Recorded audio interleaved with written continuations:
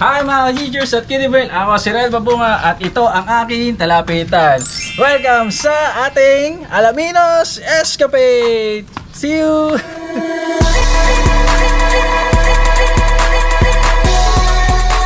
So for today's video, narito tayo ngayon sa Alaminos, Pangasinan para bisitahin ang 100 Islands. Ayan. Hindi lang ako sure kung 100 pa din siya ha. Kasi nalala nyo yung may sagot na low tide, high tide. So di ko lang alam kung ganun pa din. Ngayon narito tayo sa isa sa mga hotel ng Alaminos, yung Northwood. And then papansin nyo sa aking paligid, para siyang barracks ba to? Pero hindi. What? Ayan, pakita ko lang yung lugar. Yan, parang kami lang yata yung naka-check-in dito sa lugar na to. Yan, pakita ko lang. So kahapon, sa last video natin, galing tayo ng Capas Tarlac City. Bumiyahe tayo papunta Alaminos ng 3.5 oras. At yun nga, nandito na tayo.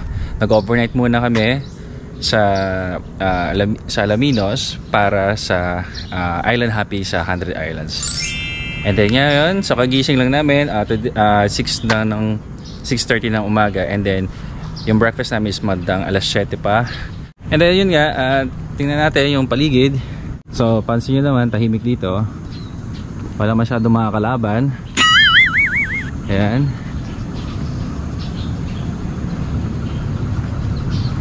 Yung lugar niya. And then here, parang meron silang building. Barracks yata ito. Basta yun. Ayan. Hello. Hello.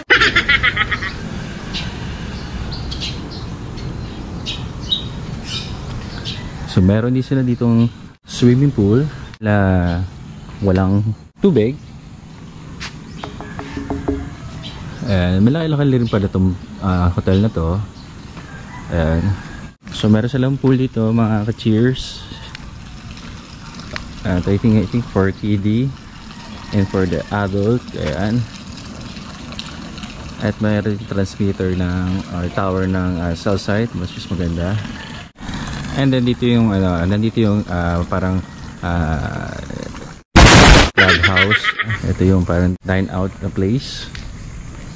Yan, tingnan natin ha. Niluluto pa, tinataga pa daw yung yung pagkain namin. So ito yung restaurant.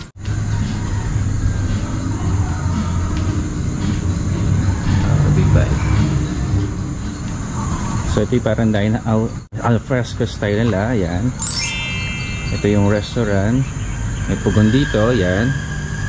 So I think pag during the night, I think maganda dito kasi may mga pailaw dito. Ayan. So ito yung extended restaurant ng hotel. Ito yung hotel. Pasukin natin yung ano yan? Yung restaurant.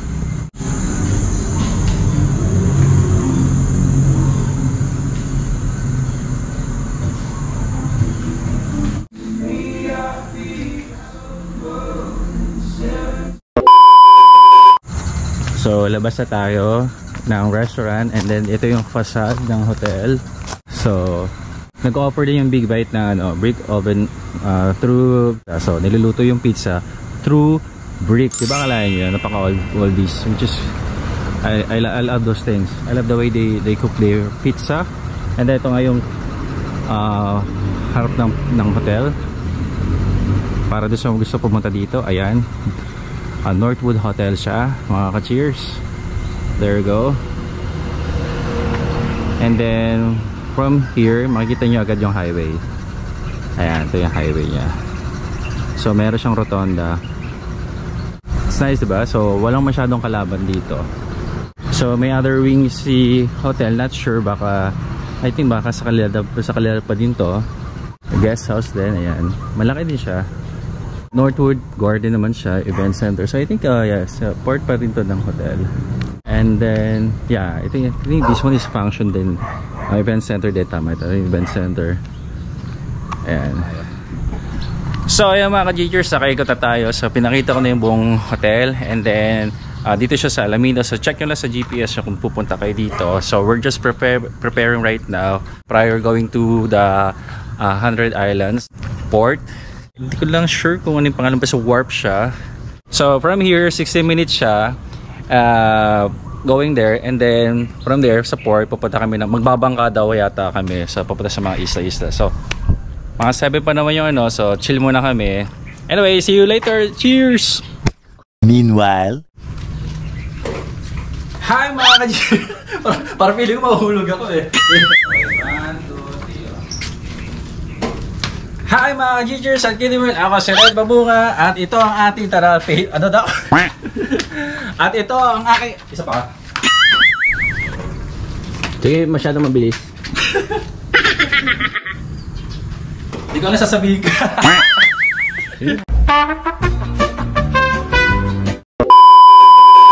So mga G-Gers, bumabiyahe kami ngayon papuntang Lucap Wharf. Ayun, yun yung Pantalan, Lucap. And then 12 minutes siyang layo mula doon sa Northwood Hotel. And then dito sa mapa, tinatahak natin itong San Jose Drive going to Lucap Wharf. Ito yung mapa niya kung nakikita nyo. Ayan. So dulong-dulo lang siya, then dagat na siya, and then yung Pantalan. At nakakatuwa, umaambon, wala, ambon, wala dito sa lugar na to. Kahit kahapon pa eh. Kahit yung nasa Kapas kami, Tarlac. Ganun yung ano, panahon kahapon hanggang ngayon. A few inches later.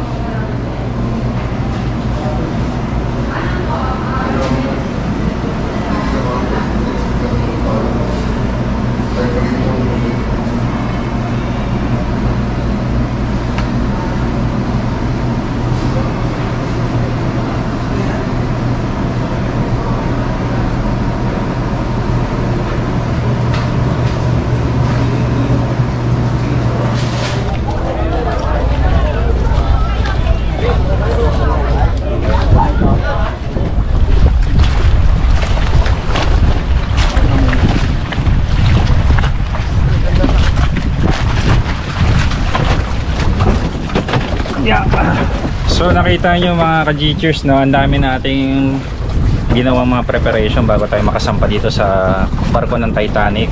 Nabago na.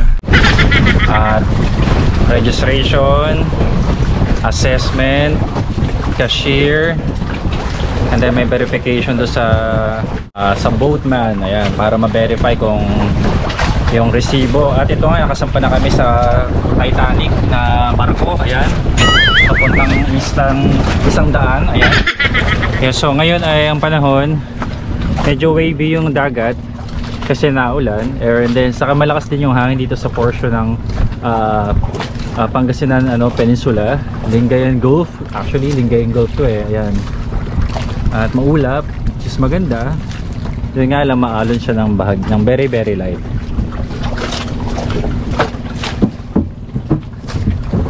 So explain ko lang din, itong life vest guys, hindi to free may bayad siya, 50 pesos siya. So nakita nyo doon sa video, may bayad yung itong life vest is 50 pesos siya. Ayan. Diba sa iba libre? Hindi, dito may bayad siya. Ayan. Papanda rin na ni kuya yung ating motor. Ayan, ito yung pantalan ng Lucap. Ayan, makikita nyo.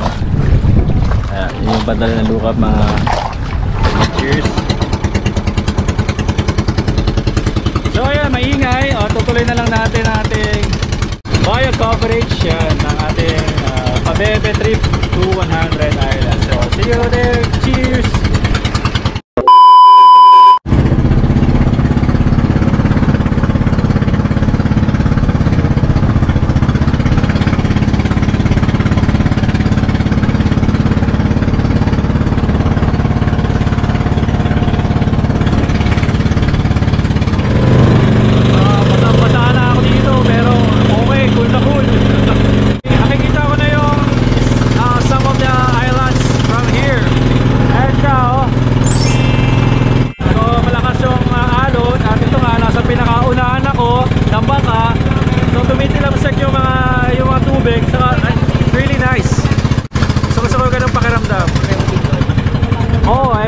so nandito na tayo mga ka-G-Cheers. So finally, after 38 years of existence in this universe, ayan. Nandito na ako up close and personal sa 100 Islands. And nakikita nyo dito, kung nakikita nyo to, parang Maray Rio de Janeiro ditong look alike something, oh. Ayan, oh, parang may statue dito. Ayan. So I hope that we're able to go there to see what's in there. And by the way mga G-Cheers, kanina diba doon sa 1.8 may registration 100 each. So kaya naging 1 each siya. 1 for sa bangka, 200 para sa environmental fee na refundable after ng tour, and then 100 pesos each for registration. So kayo ng breakdown ng 1.8 natin ha. So para aware kayo, may tour guide tayo at the same time. Siya yung ating bankero. Ayan si Kuya. Ayan. So excited. Can't believe na makakapunta ako dito sa 100 Islands. One of the visited places in the Philippines. 100 Islands. Sa mga foreigner dyan, come to visit our country, our beautiful country, especially here in 100 Islands. So only in the Philippines. Cheers. So ayun mga G-Cheers, kung nakita natin yung statue, ayan, nasa harapan natin. Parang ang dating natin, siya yung namamahala sa lahat ng mga isla dito. Kaya itanayo yung statue na mamaya. Tatanungin natin kung anong pangalan ng statue na yun. Pero for sure, si Papa Jesus yung nandoon. Ayan, pinamamahala niya yun. Parang kang papasok sa kanyang kingdom. Ayan, yung mga Greek, no? I mean, para siya yung ano dito, I mean gods. I mean talaga naman gods talaga siya. So basang-basa na tayo, no? Hindi pa tayo nakakano sa dagat, pero basang-basa na ako dito dahil sa ilamsik ng dagat na to. Ayan, yan. So mukhang bababa kami doon sa parang small port doon. At doon kami yata magsiswimming. So later, continue natin. A few minutes later. So mga G-Cheers, nandito tayo ngayon sa Pilgrimage Island. 8:30 tayo umalis doon sa Pangpang. And then ito makikita yung view sa paligid natin. O yan, din siya. So sa mga debotong gustong umakyat kayo daw, 1,400 steps daw yon. So good luck sa inyo kasi ang daming tao doon, no? Ayan, no? Pero sa katulad ko nagmamaneho, ayoko umakyat muna kasi sasakit yung mga paa ko. So maganda dito, gumawa sila ng mga interconnected na plastic na wharf, ayan, para sa mga guests, ayan. So ayun, meron dito parang hotel. So doon sa may mga budget dyan, ayan, yung pang malakas ang budget dyan, so pwede kayo dito magstay. Pero good luck sa inyo kung may typhoon dito, syempre bawal yan. So 8:30, ang biyahe natin ngayon ay bumiyahe lang naman tayo ng mga 50 minutes mula sa Pantalas, sa mainland China. Mainland China. mainland Lookup, ayan. Sa Pantalan ng Lookup, ayan. Ayun, sabi nga ni Kuya, no, 2016 daw yung bangkero namin. Si Kuya, Christian, diba? Guwapo, no? Christian, para si Christian Bautista lang. So sabi daw niya, 2016 daw itong tinayo tong statue. Ito si Papa Jesus. So 3 years in the making daw siya para sa mga kaalaman ng mga pupunta dito. And then pinagdadausan rito ng kasalang bayan. So kung saan yung kasalang bayan, sa mga hindi nakakaalam, yun yung parang tulong-tulong ng mga lokal na pamahala sa mga taong kapos sa pagpapakasal. So libre siya. At dito nga, kung imagine mo kung kasalang bahay siya, lahat ng mga residente doon sa mainland pupunta dito sa lugar na to. Bakit kasalang bahay? Kasi may simbahan dito mga ka-G-Cheers. Ayan yung simbahan. Amazing. Oh, di ba? Panalo. So, sala-sala kayo dyan. Magkasya ka dyan. At meron pala dito yung sports activity. Syempre, di mawala yan ang banana boat. Ayan. Syempre, nakasakay na tayo dyan. Di na natin, sana tayong, we're too old enough for that. But, no, never. I mean, it's never too late. And I mean, it's, even though you're old enough, you can still do that thing, you know. English yun, mahirap yun, ha? Kaya mga Geechers, lista kami dito sa Pilgrimage Island. Punta kami dito sa Marcos na small cave. At ayun nga, so nakikita nyo, so parang may mausoleum dito. Ayan o, ito yung hotel, yan. Nakakalungkot lang no, may hotel sa isang isla. Pero siguro dala na rin ng modernisasyon, kaya hinayaan na rin ng lokal na gobyerno na magtayo ng accommodation dito. Sabi ko kanina kung pwede tumalon dito, pwede naman, kaso parang pinagbabawalan na. Siyempre sobrang lalim nito, 25 feet daw sabi ni Kuya Christian. So haya naman tayong malikid doon sa medyo talagang allowed na paliguan ng mga turista. So mga Jesus, may What? Go go go! Ay, nadaanan tayong kuweba doon. Doon siya, ayun siya yung kuweba. Ayun. Pero di na natin siya pinasok kasi wala naman masyado tayo makikita daw doon. So parang pateke lang. Pero yun, nasa harapan natin yung mga may pangalan na isla, Maria Liza Island. At kita-kita naman talaga natin, no? Iiwala yung mga isla dito. Ayan. Isa, dalawa, tatlo, apat, anim dito. So ayan, marami talaga siyang isla. So mga ka-Geechers, meron ditong portion ng mga paliguan o isla ng paliguan para sa mga bagets. Andito sila actually, ayan siya. So ang pangalan niya, Children's Island, kung saan most likely yung mga bata pwede maligo. Ayan, nakikita nyo yung mga bagets, oh. Ayan, naliligo. Ayan. Kaya pinangano sa kanya, Children's Island. Ayan. So yung pagpapangalan ng isla dito depende sa mga nakadiscover o kinahiligan, or depende sa katangian ng isla. Like this one, kung mababaw siya, so pinapaligo ng mga bata, so Children's Island siya. So sabi sa atin ng ating butihing tour guide, kaya Scout Island ang pangalan niya kasi may mga nag-camping na mga Hapon dito sa isla to, kaya Scout Island. At mapapansin nyo sa bawat island nakikita natin may nakalagay na pangalan, siguro para di masakop ng ibang bansa, o diba? Tama nga naman kasi may trademark na ito ay isla ng Pilipinas. At baka to ay katulad sa Scarborough Shoal, Awangin Shoal ba yun? So yun, Scarborough Shoal, ayan. Spratly Island, yan.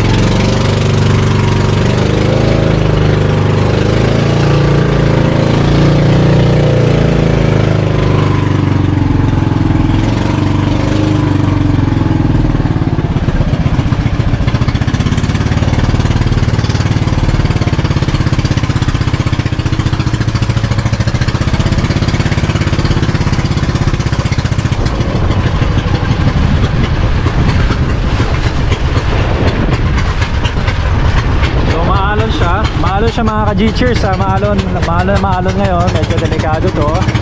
Pero maulap naman siya na maaraw, kaya laban lang. Ayan, ayun o, laki yung alon o. Pak.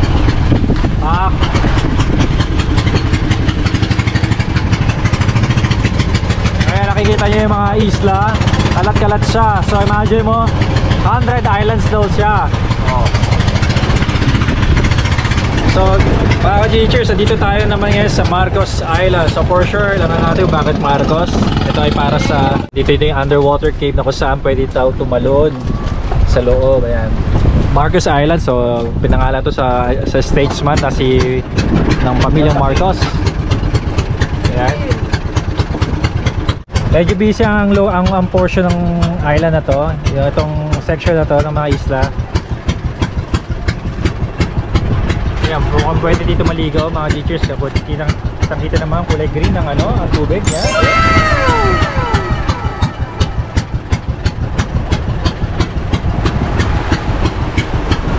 There. So mag-stop over muna kami dito para check yung underwater cave. So later ha, cheers! Would you imagine, nandito ako sa 100 Islands. Sabi sa atin ng ating mabutihing tour guide, 123 talaga yung actual na isla, pero para lang maganda pakinggan, 100 islands ginawa nila. 123, would you imagine that? And then ito nga, pwede, for sure pwede itong paliguan. Ayan, kita naman yun.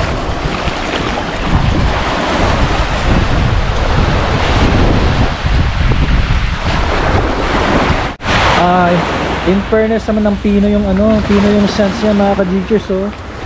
Oh, at yan. Ang pino yung sands. Yan, sa ilalim nito. Wow.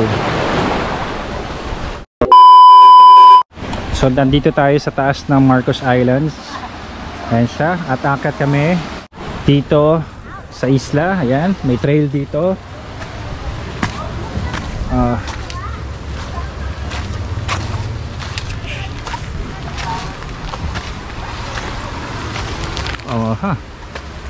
So may mga kasalubong tayo, no? Post muna natin.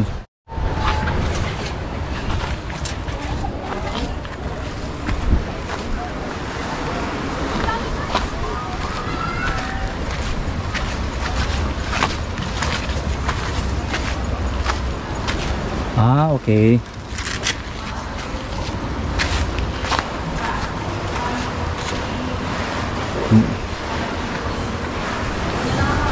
So ito na yung tinatawag nilang under cave na Imelda Cave daw. Ayan, Imelda Cave, Imelda Under Cave. So nakita ko may paniki. Ayan, kaya pala masangsang yung amoy niya. Ayan yung mga paniki, mga pag-cheers, no? And then yan. Ayan siya. So sa mga gustong tumalon, sa mga sobrang extreme, ayan, pwede kayo tumalon dyan. And then may nakita tayong nakakalungkot, no? May nakita na naman ako something. Ayan, bote na napaka-responsable kung sino ka man. Sana mabuhay ka pa ng matagal. Matagal yung plastic. Kasi matagal yung plastic, malusaw eh. So sana tumagal din ang buhay mo. Ayan, kung sino ka man nakaiwan ng plastic bottle, konsensya mo na yan. Anyways, bababa tayo dito sa Under Cave para mas makita. At sakto-sakto walang kalaban mga ka-G-Cheers. So tingnan natin ang up close and personal yung cave. Yan, ingat lang tayo. May hawakan naman siya. So check natin. At nakikita naman natin, 'di ba? Ayan. May ang daming oh my god, ang daming paniki. Ang daming paniki, natakot ako. Naalala ko tuloy yung yung sa Sumaging Cave, yun yung pinaka first ever na cave ko, 2010 pa, sa may Sagada. Ang baho ng amin din, pero tolerable naman siya. I can bear with the smell naman. Pero ito natatakot, medyo scared. Nakita niyo yun mga ka-G-Cheers, ayun, nakapwesto sila lahat, ayan ang dami nila OMG, at lumilipad yung iba. Paano ka makakaligo dyan? Puro ipot na yan for sure. So ayan mga ka-G-Cheers, Under Cave, meron siyang passage through doon. Ayan, nakikita nyo. Baba pa tayo, konti. So ginagawa natin to for the views. Ayan. Ayan guys. So wish ko lang hindi sila gumalaw kasi natutulog lahat sila. Ayop. Botek. Huwag kayong gagalaw, wait lang. For the buwis buhay, vlog. Ayan, so sa mga extreme dyan, pwedeng tumalon dito. Ayan, may hagdanan dito. Ito na yung tsura ko. Kapit ako. Parang anytime kasi lilipad sila lahat. Kaya nawakan ko yung ko. Ayan, mayroon ditong passage guys. Ayan, yan. Sa labas yan mismo. Ayan. Pero parang feeling ko ayokong tumalon. Kasi may mga paniki. Ayan, so, ang dami sobra. Ayun ako nakakita ng ganito. Ayan. Ay, may tinayan ako. Anyway, sige na lang. Mamaya na lang. Tutuloy ko. Cheers! 2,000 years later. Dito tayo sa likod ng Marcos Island. At nakakadismaya lang na makita kami mga ganitong bagay-bagay dito. Like, eto, may napansin ako dito. Parang dump site na dito sinusunog yung mga basura. Wala silang maayos na sanitation dito. Ayan. Pero siguro ba kukunin nila, inipo lang nila. Pero makita mo naman hindi pa siya masyadong maayos. Nakita niyo mga lata. At napabayaan na rin tong, siguro maayos dati dahil sa bagyo nasira at hindi na siya na maintain, na napanatiling maayos. Ito yung kabuuan ng Marcos Island. So yung harap lang natin nakikita maganda, pero itong nasa likod parang napabayaan. May mga pasilidad katulad nito, Casillas, pero hindi yata napapakinabangan. para sa mga bisita. So sayang lang din. Ayan. Para sa akin nasa Filipino citizen ha. Hindi ko sinasabi ano, pero sa akin yung sariling opinion. Sana pupunta yung tamang buwis at mga environmental fee. So kung hindi maayos ng mga ganitong klase pasilidad, napapanatili. So sana lang maayos lang, ma-maintain, mapanatili upang sa gano'n sa saya ng mga dayuhang turista din, lalo na pag mga dumadayo dito sa ating bansa. So tulad nito ay sayang to, malaking bagay to para sa mga taong sumasakit ang tiyan pero hindi napapakinabangan at nakakadismaya lang. So, tapos na kami dito sa Marcos Island at nakakatawa yung aming bangkero, ayun, naliligo. Akala namin na wala siya pero yun nga. So marami pa kami pupuntahan. Later na lang ituloy natin itong vlog natin. Cheers.